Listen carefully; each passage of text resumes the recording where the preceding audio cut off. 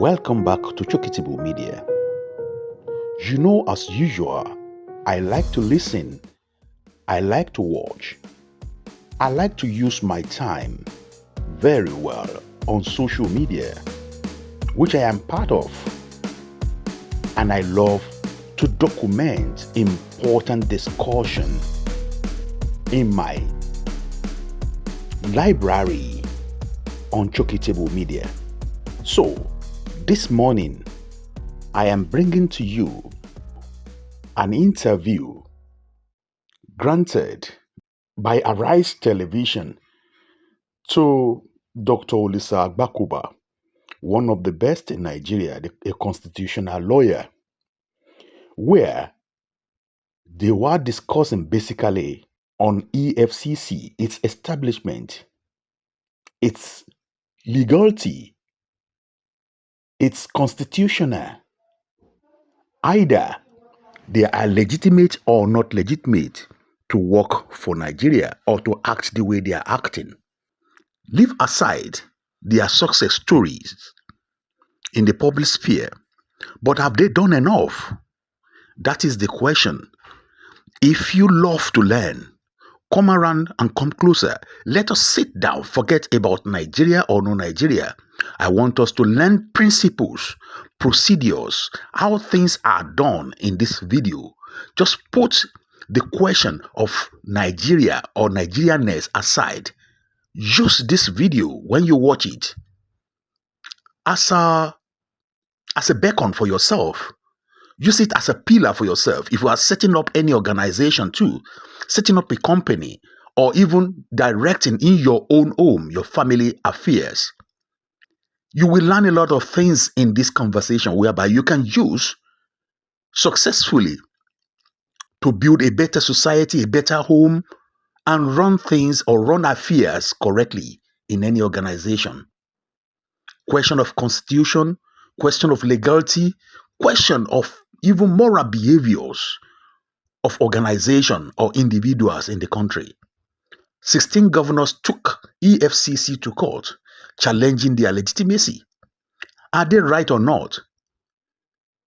Is Efcc legitimate? Do they have the power to act the way they are acting? And is the governors, this 16 governors, do you think they are righteous enough to take Efcc or shake Efcc or pull the rug from the feet of Efcc? Are they sincere? Are they not self-serving? Is it not that they are doing this to protect themselves in the future? I want you to settle down. Let's listen. This is Chokitibu Media. Put your comment in the comment section. You will definitely benefit from this. Don't forget to subscribe to this channel. Thank you very much. And credit once again goes to Arise Television for this great interview with Dr. Olisa Agbakoba, SAN. Let's listen. Former president of the Nigerian Bar Association, MBA, human rights activist, and democracy scholar, Olisa Agbakoba, SAN, has written to both the Senate and the House of Representatives, asserting that the Economic and Financial Crimes Commission, EFCC, was unconstitutionally established by the federal government. In his correspondence, Agbakoba highlighted constitutional hurdles hindering the fight against corruption and noted that some states are prepared to challenge the constitutionality of the anti-graft agency. He emphasized that this legal challenge will clarify the validity of the EFCC.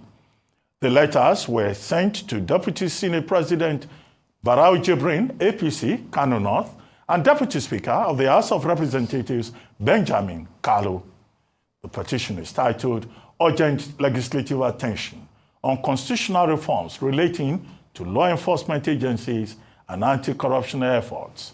It will be recalled that the Supreme Court on Tuesday fixed October 22 for the hearing of a suit filed by at least 16 state governments challenging the constitutionality of the laws establishing the Economic and Financial Crimes Commission and 2 others. Joining us now on the morning show is Olisa Agbakoba, SAN, former president of the Nigerian Bar Association. Good morning, Mr. Agbakoba, SAN, and thank you for joining us on the morning show. Well, 16 state governments have gone to court. And then there's the letter that you wrote.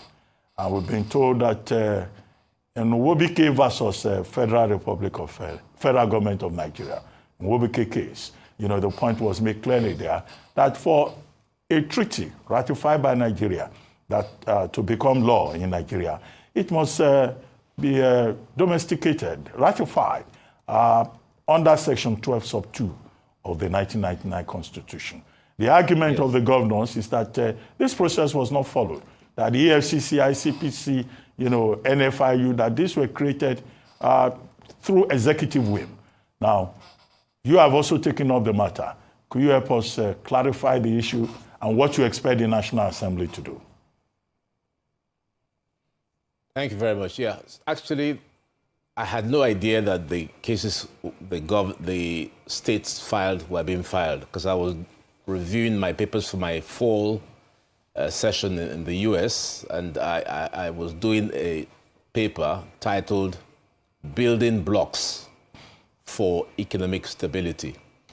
And in posing questions to my students, I said, what are the 10 most important factors that impede development? Surprisingly, corruption kept popping up. So I said, this is very familiar to me, because I've been at this EFCC matter from the time of my great friend Nuhu Ribadu. So as I wrote the letter, I got to know that 16 or 17 governors had also filed an action, which is most welcome, because at the end of the day, we need to test institutions. We need to test the validity of the actions of anyone who exercises either legislative or executive authority, because the Supreme Court has power to make that interpretation. Because the case is in court, I'd refrain from discussing the merits, but I'll go around a framework. So, if corruption is a big issue, it's something we must put on the front burner. So I'm very surprised, for instance, that corruption appears in Section 15 of the Constitution under Chapter 2, which is non-justiciable. So you can see the paradox. If corruption is to be an important issue, why is it non-justiciable? But through mechanisms of interpretation, the Supreme Court has held that the EFCC, in the particular cases filed, could do what they did. But as time went on, and in particular the case you referred to, I would urge anyone who is interested in this matter to read the case of Wobike. The Supreme Court castigated the EFCC for being a totally irresponsible organization, going far outside of the scope of its authority, becoming the police, becoming the SFU, becoming the NFU, doing everything. So that's what they cannot do. The other fallacy that I think needs to be debunked is that the National Assembly can exercise power to do anything it likes. No, it can't. The National Assembly's power is constrained by the exclusive list and the concurrent list.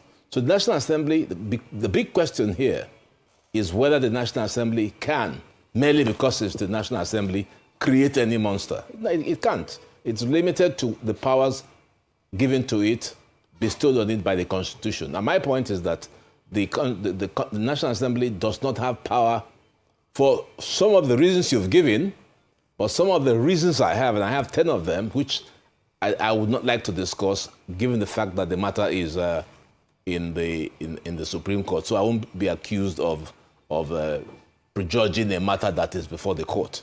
But I think my dear friend Femi Falana has provided the perfect answer. By the way, the reason I went to the National Assembly is to say to them, you created this institution.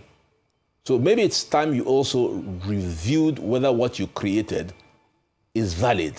And let me also do a bit of history on the National Assembly's creation of the EFCC. It was at a time that President Obasanjo was struggling very hard to get the Paris and London clubs right off our debts. And the Paris and London club said to Nigeria, well, you don't belong to the FATF, the Financial Action Task Force. And not to belong to it would hamper your request for, a loan review. So quickly, the EFCC Act is the fastest legislation ever passed in Nigeria in 2 days. I suspect very strongly that in the course of passing this legislation so fast, a lot of mistakes were made. And one of the mistakes is that the National Assembly exceeded its authority under Section 4 of the Constitution, which imbues it with legislative powers. It exceeded its authority by several ways. Anyone who reads the Act will actually think that EFCC is the Nigerian police force, because that's what it does. So the one point that can be made is, could we have two police forces when the EFCC describes itself in the Act as a police force? But we know that there's only one police force in Nigeria, and that is the Nigeria Police Force. So these and other reasons are what compelled me to say the time has come to deal with this issue squarely. We can't have corruption at the level we have it without saying the agency that, and by the way, let me be very clear, I have absolutely nothing against some of the very fine gentlemen who have worked in the EFCC for a very long time. A name comes to mind in particular, and that is Rotimi Jacobs. He's committed himself as a professional. He's been there for the last 30 years. He's risen to the rank of a senior advocate of Nigeria, and I respect all that he has done. All right. That is not to say there isn't a difference between Mr. Jacobs and the EFCC. And that was the point I made to Mr. Bauer when he was on seat as chairperson.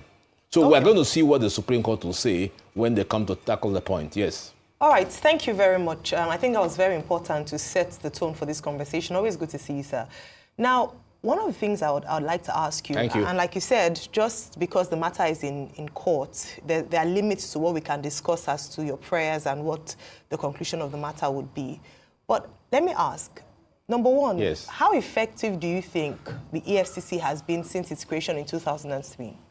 The reason I ask this question is, if it were very effective, would you be pursuing this matter? Or would you be calling perhaps for a review of the extent of the powers of the EFCC? Good question. The EFCC, to my mind, if you take the huge amounts of fraud in the country, if you take the huge amounts of corruption in the country, unfortunately, the EFCC has not been effective. I'll just give you one example, because we need money, if you remember that. I was looking up a couple of similar agencies around the world. One that came to mind was the National Crime Detection Agency in the UK. Do you know that the National Crime Detection Agency contributes about 3% to the national budget? Anybody who is landing into Abuja Airport will see thousands upon thousands of empty houses. And there is no need to tell me that those houses have been gotten and built by corrupt, laundered money. So why is the EFCC not focusing on that? I have a client who came to me to say, the EFCC is pursuing me because I'm being accused of not paying rents. Can you believe that? So if you ask me, the EFCC, in spite of all its braggadocio, hasn't done much. It hasn't done much. Corruption is endemic. It's growing. It's not coming down. So the EFCC is not an efficient organization, period. Apart from that, as I said, it's an unconstitutional organization. So maybe Femi Falana's point, which I saw this morning, is the best way to go. Simply constitutionalize the EFCC.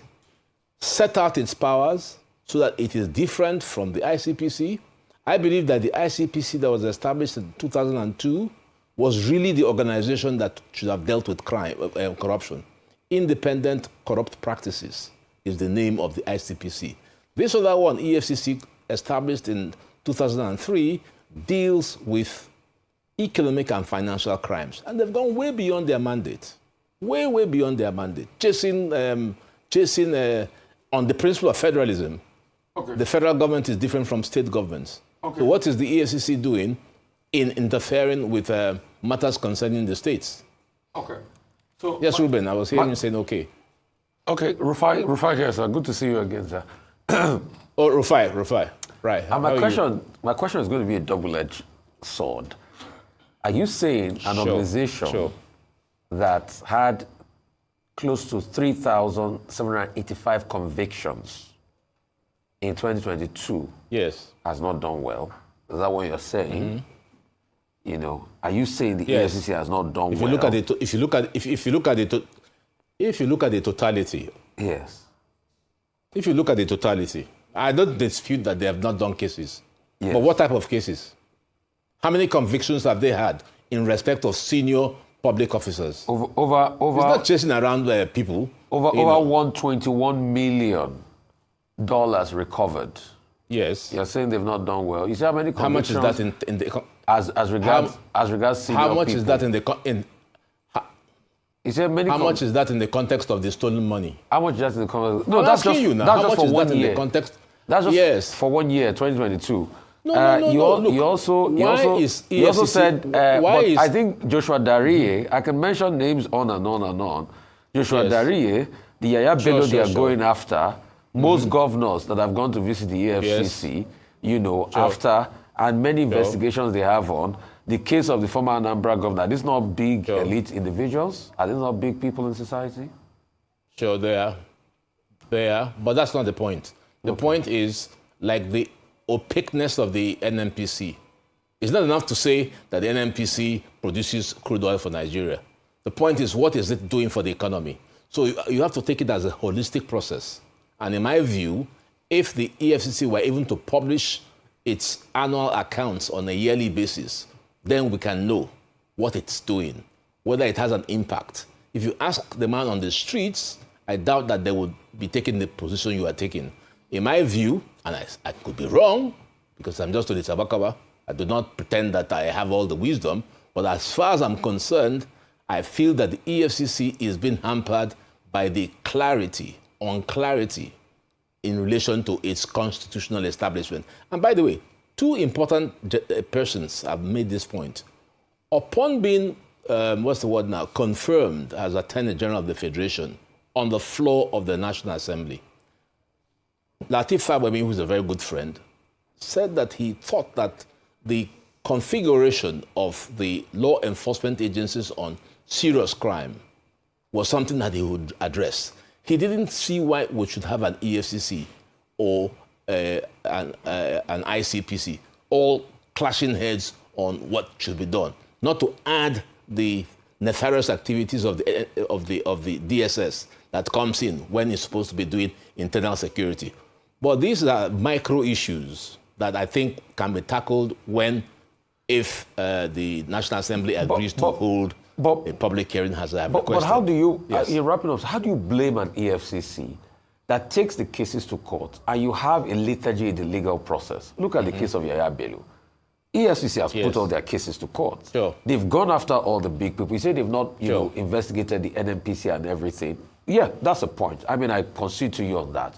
But in other cases, the fear of EFCC has become the beginning of wisdom. If not for EFCC, we will not know. I don't support EFCC directly. I have my grasp with EFCC. But I'm just playing devil's advocate here. If we've got for EFCC, we will not know the billions and billions being talked about with Yaya Bello. We will not know the billions and billions being talked about in other quarters. We will not know the recovery of monies. Sure. So EFCC, however imperfect, have stamped their authority one way or the other in the economic and financial crime space in the country. Shouldn't we just cut them some slack as a result of this? I disagree. And fix them what needs to be fixed?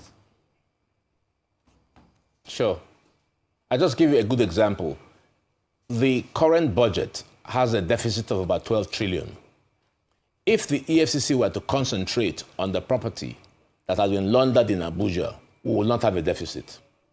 So you're looking at specific names, and I agree with you entirely, which is why I made the point that there are very, very many, good guys in the EFCC. One person I have the greatest respect for is the gentleman I had mentioned earlier.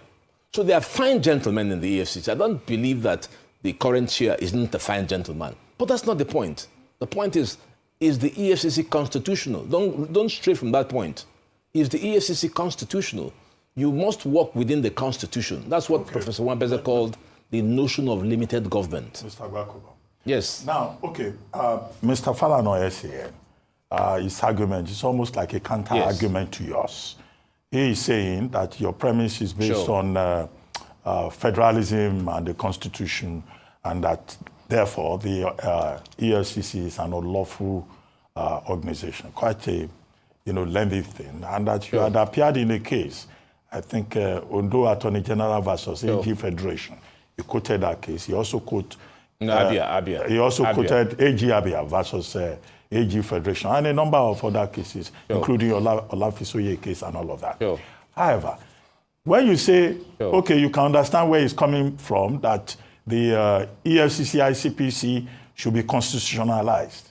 How?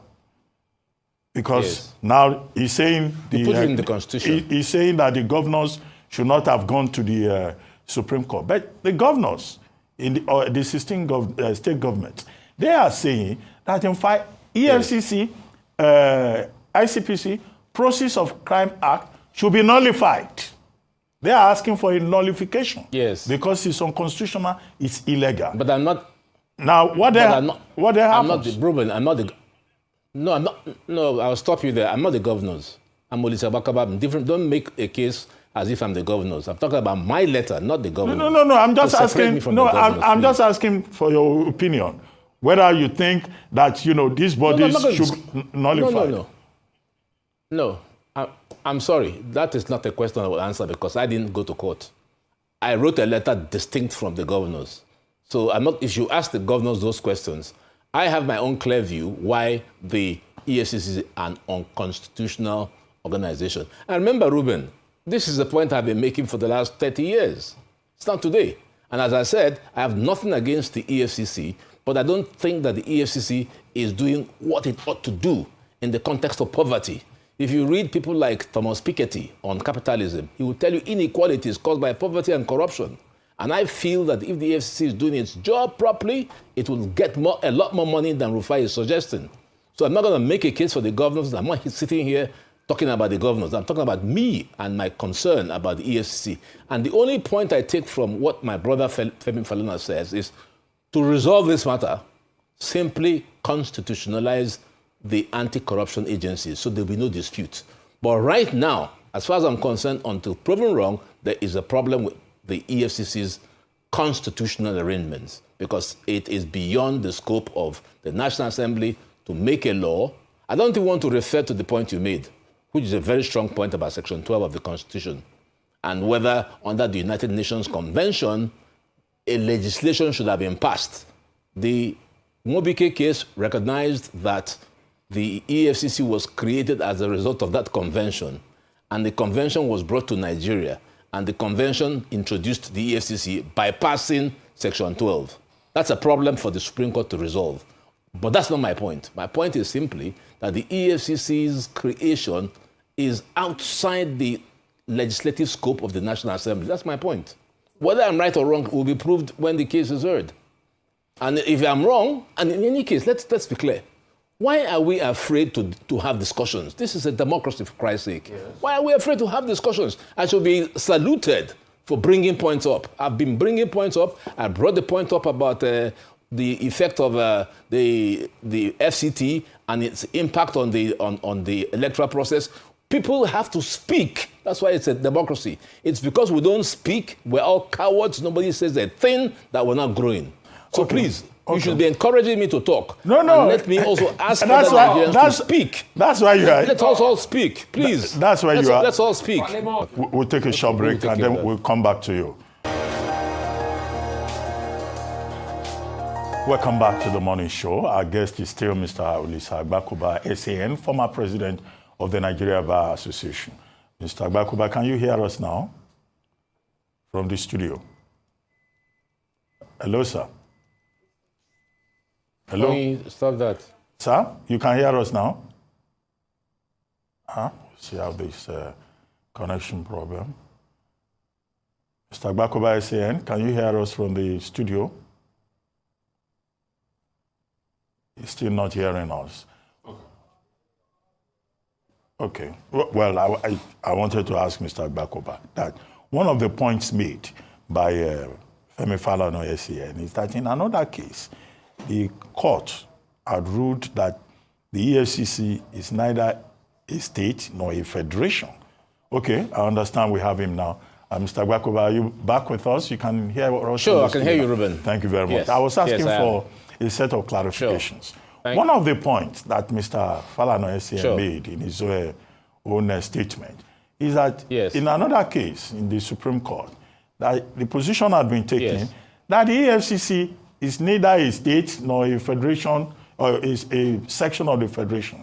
And that to that extent, the EFCC cannot be brought Sure. to the Supreme Court.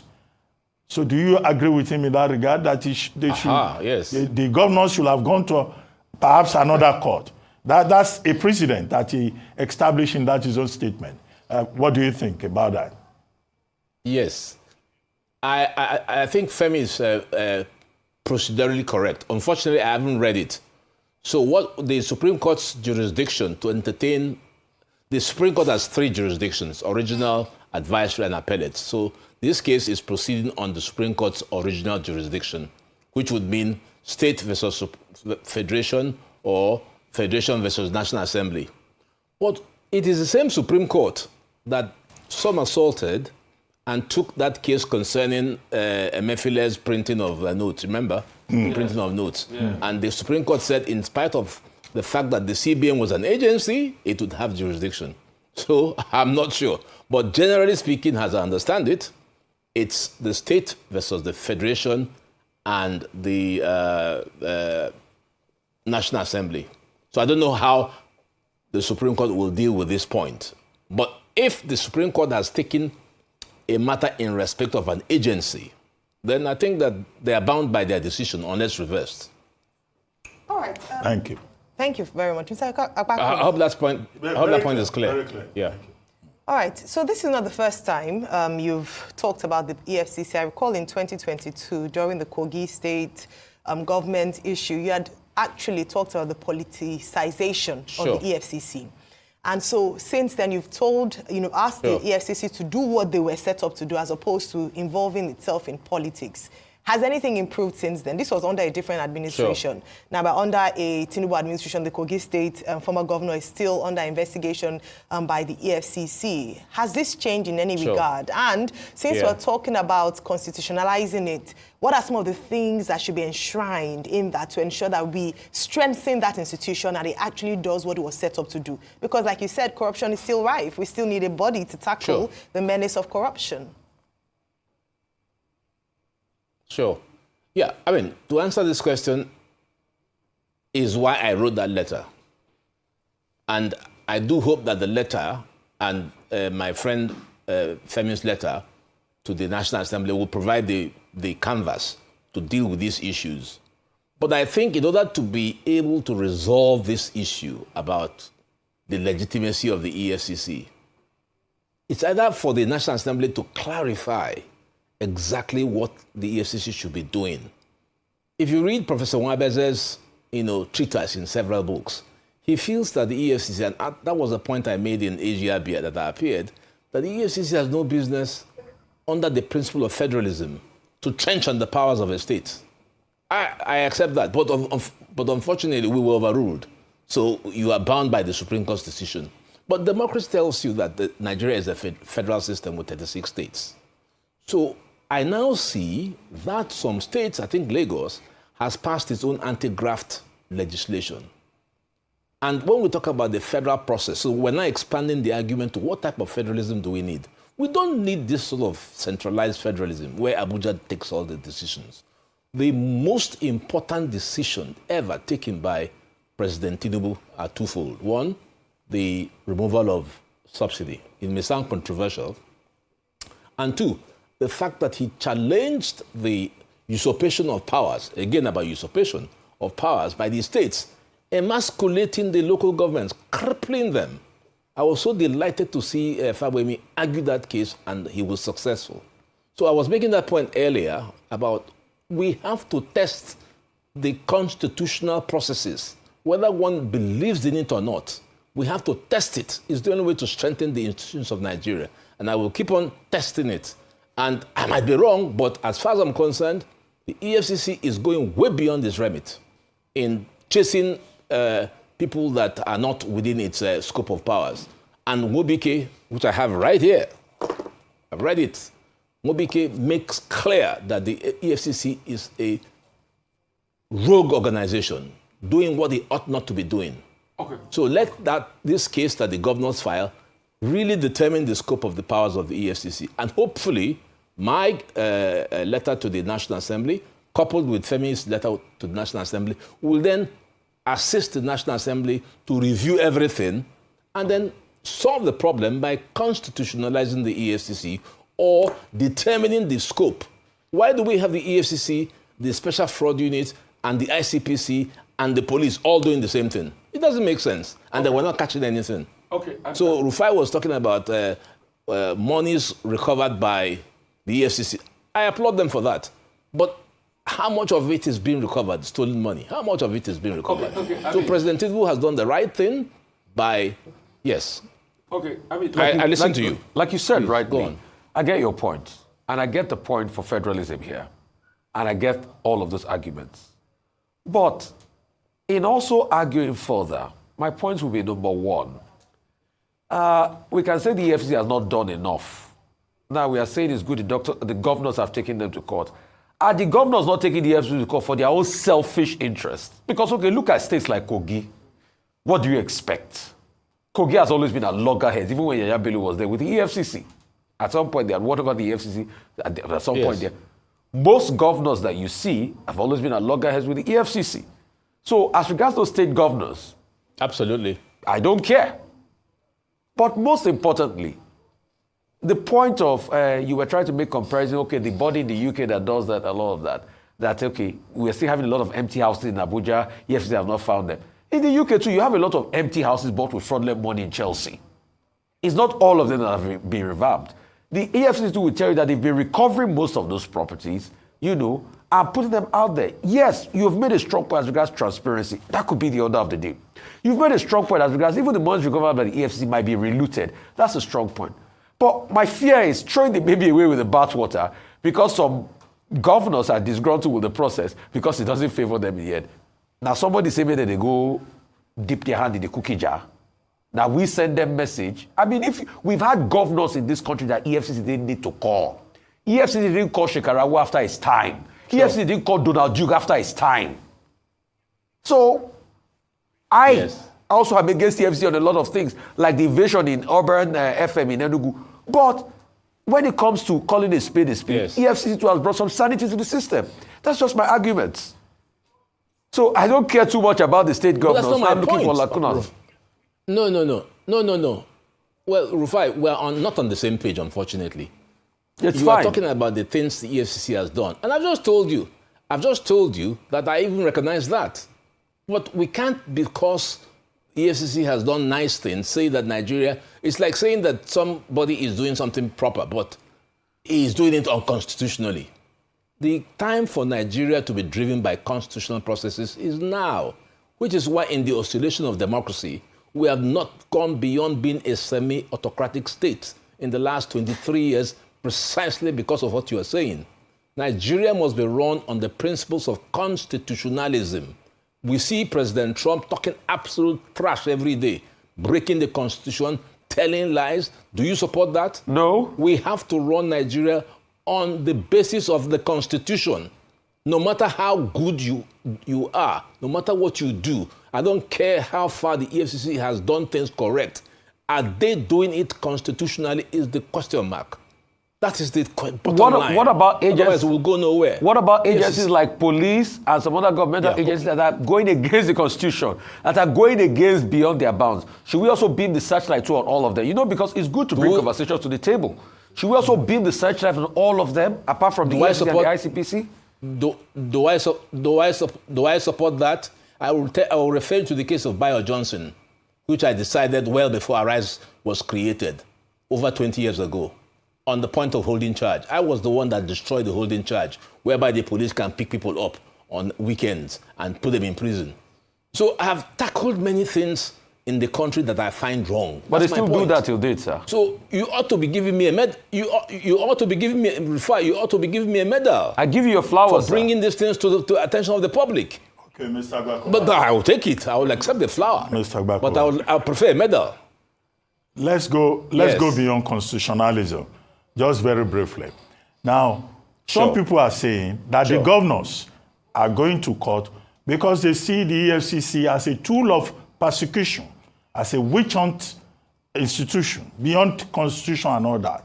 Do you think that this is a case of corruption fighting back, as some people will claim?